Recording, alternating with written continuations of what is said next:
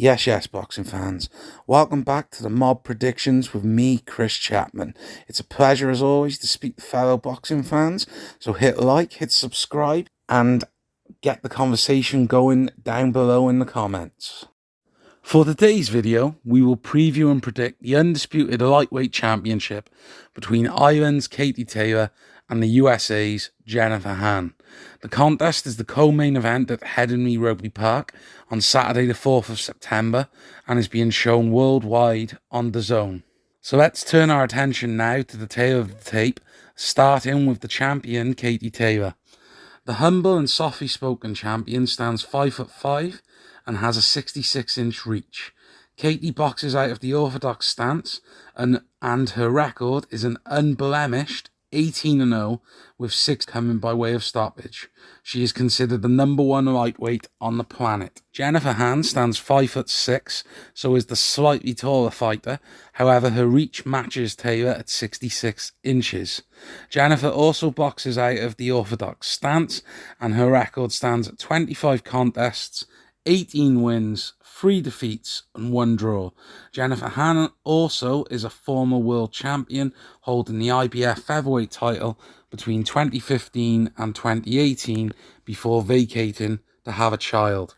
Both competitors are in their 30s, with Taylor aged 35 and Hearn aged 38. So here we are at title defense number 12 for Katie Taylor. Taylor has built such an impressive resume. It truly is a pleasure to watch her fight and cement a legacy that transcends the gender divide in boxing. Jennifer Hearn is obviously looking to upset the apple cart here, but has a huge mountain to climb.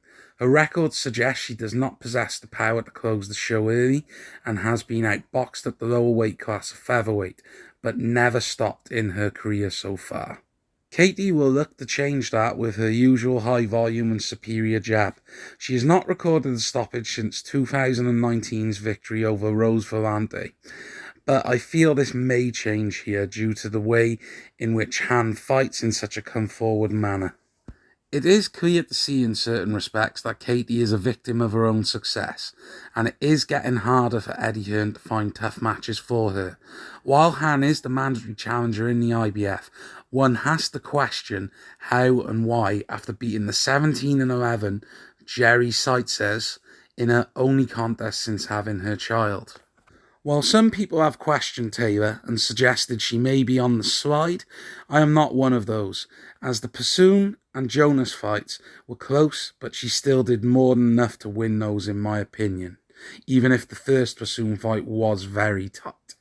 So looking at the matchup in the ring, I see Taylor starting quickly and establishing her jab from the first minute of the contest. Hearn knows she is in there with the best in the world and being away from home. So like I mentioned earlier, I see her trying to press and smother the clean work of Taylor.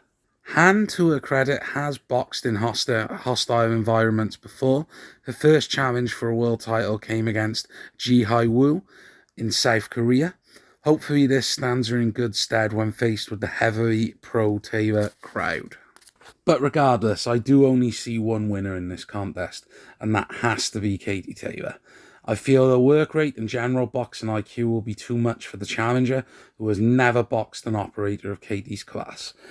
I feel this will be a stoppage win as well, coming between rounds 7 and 8, after what will be pretty one-sided rounds throughout this contest.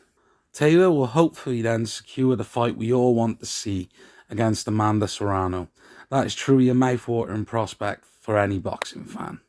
So let's enjoy this contest and treasure Katie while she is still lighting up the ring. So thanks for listening, boxing fans. This has been Chris Chapman for the Mob Predictions. See you all soon. Bada bing, bada boom.